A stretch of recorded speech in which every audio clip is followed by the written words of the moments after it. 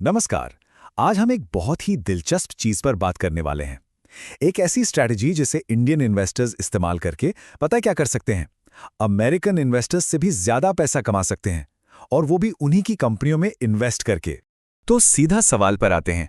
सोच कर देखिए, क्या ऐसा हो सकता है कि इंडिया में बैठा एक इन्वेस्टर अमेरिका के इन्वेस्टर से उसी सेम स्टॉक पर बेहतर रिटर्न कमा ले?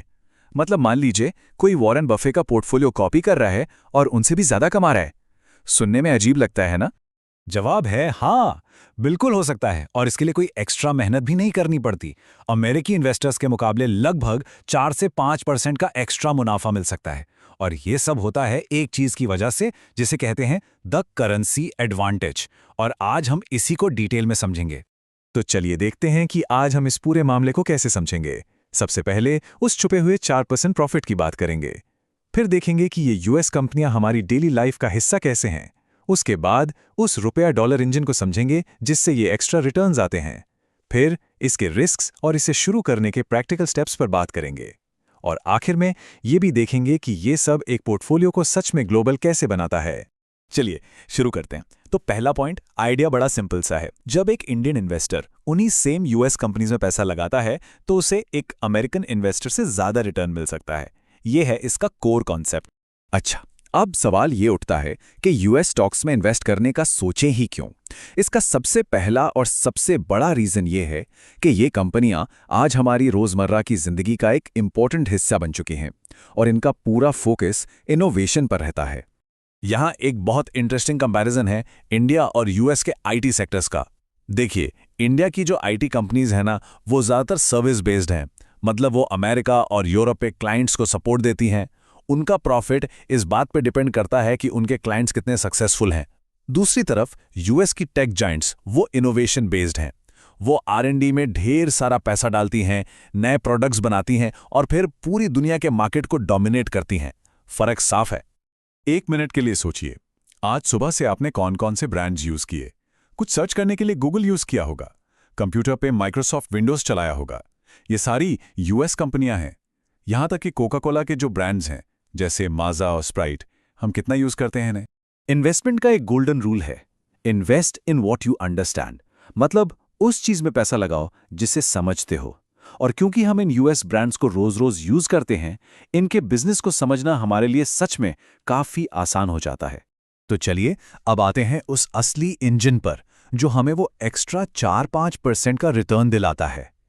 ये सारा खेल अमेरिकन डॉलर के सामने इंडियन रुपए की लंबे समय से चली आ रही गिरावट का है। अगर पिछले 40 साल की हिस्ट्री देखें ना, तो ट्रेंड एकदम क्लियर है।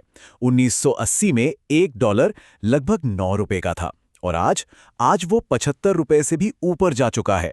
इसका सीधा मतलब है कि डॉलर रुपए के कंपैरिजन में लगातार कंसिस्टेंटली मजबूत हुआ है। चलिए अब इसको एक एग्जाम्पल से समझते हैं, और सारा जादू यहीं छुपा है। मान लीजिए 10 साल पहले एक अमेरिकन इन्वेस्टर और एक इंडियन इन्वेस्टर दोनों ने गूगल का एक शेयर खरीदा $240 में। अब अमेरिकन इन्वेस्टर के लिए स्टोरी सिंपल है। शेयर की कीमत $240 से बढ़कर $2400 हो गई। सीधा सीधा 10 गुना रिटर्न, मतलब हर साल लगभग 26%। बहुत बढ़िया। लेकिन इंडियन इन्वेस्टर के लिए एक और लेवल की गेम चल रही थी। जब उन्होंने इन्वेस्ट किया तब $1 50 रुपए का था, तो उनका इन्वेस्टमेंट हुआ 12,000 रुपए। आज जब शेयर $2400 का है तो डॉलर का रेट भी बढ़कर 70 रुपए हो गया है। तो जब वो अपने $2400 को वापस रुपए में कन्वर्ट करेंगे तो उन्हें मिलेंगे 1,68,000 रुपए। सोचिए, उनका 12,000 रुपए का इन्वेस्टमेंट बन गया 1,68,000 रुपए। इसका मतलब हुआ लगभग 30% का सालाना रिटर्न। ये जो बीच का 4% का एक्स्ट्रा रिटर्न है ना, बस यही है करेंसी का कमाल। इसी एक्स्ट्रा प्रॉफिट को कहते हैं करेंसी एप्रिसिएशन गेन। बेसिकली ये तब होता है जब जिस करेंसी में इन्वेस्ट किया है वो होम करेंसी के मुकाबले और स्ट्रांग हो जाए। तो इस पूरी बात का सबसे इंपॉर्टेंट टेक अवे क्या है? जब कोई यूएस स्टॉक में इन्वेस्ट करता है तो वो सिर्फ उस कंपनी में ही इन्वेस्ट नहीं कर रहा, वो असल में यूएस डॉलर में भी इन्वेस्ट कर रहा है। एक तीर से दो निशाने। ओके, तो अब हमने इसके पीछे की थ्योरी तो समझ ली। चलिए प्रैक्टिकल साइड पर आते हैं। इसे करना कैसे है और इसमें क्या क्या रिस्क्स हो सकते हैं। अक्सर लोगों के मन में पहला सवाल यही आता है कि भाई Amazon या Google जैसी कंपनियों के शेयर तो बहुत महंगे हैं। Amazon का एक शेयर ही 2 लाख रुपए से ज्यादा का है, तो एक आम इन्वेस्टर इसमें कैसे इन्वेस्ट करेगा? और इसका सॉल्यूशन बहुत ही सिंपल और कमाल का है। पूरा का पूरा शेयर खरीदने की जरूरत ही नहीं है, सिर्फ 100 रुपए से। जी हां, सिर्फ 100 रुपए से भी इन बड़ी बड़ी कंपनियों में अपनी हिस्सेदारी ली जा सकती है। ये पॉसिबल होता है फ्रैक्शनल शेयर्स की वजह से, मतलब एक पूरे शेयर का एक छोटा सा टुकड़ा, एक फ्रैक्शन खरीदा जा सकता है। जितना बजट है बस उतने का शेयर खरीद लीजिए, चाहे वो 0.001 हिस्सा ही क्यों ना हो। इसे शुरू करना भी बहुत आसान है। बस एक ऐसे प्लेटफॉर्म पर अकाउंट खोलना है जो यूएस स्टॉक्स में इन्वेस्टिंग ऑफर करता हो, फिर अपने अकाउंट में रुपये ट्रांसफर करने हैं जो अपने आप डॉलर्स में कन्वर्ट हो जाएंगे, और बस अपनी पसंद की कंपनी के फ्रैक्शनल शेयर्स खरीद लेने हैं। सिंपल। हाँ, इसमें कुछ डाउनसाइड्स भी हैं जिन्हें ध्यान में रखना जरूरी है।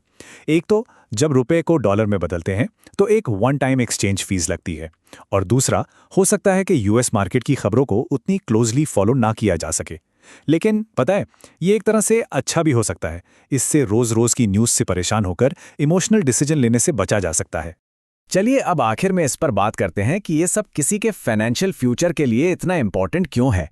यूएस स्टॉक्स में इन्वेस्ट करना सिर्फ एक्स्ट्रा रिटर्न कमाने के बारे में नहीं है, ये अपने पोर्टफोलियो को सच्चे मायनों में डाइवर्सिफाई करने का एक स्ट्रैटेजिक तरीका है।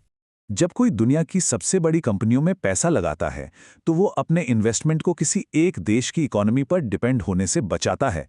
मतलब अगर कल को किसी वजह से इंडियन इकोनॉमी थोड़ी स्लो हो जाती है, तब भी ग्लोबल इन्वेस्टमेंट बढ़ता रह सकता है। तो जाते जाते बस एक सवाल छोड़ जाते हैं, क्या एक ऐसे इन्वेस्टमेंट पोर्टफोलियो को जिसका सारा का सारा पैसा सिर्फ एक ही देश में लगा हो, सच में डाइवर्सिफाइड कह सकते हैं? इस पर जरूर सोचिएगा। उम्मीद है आज की इस चर्चा से कुछ नया सीखने को मिला होगा। धन्यवाद।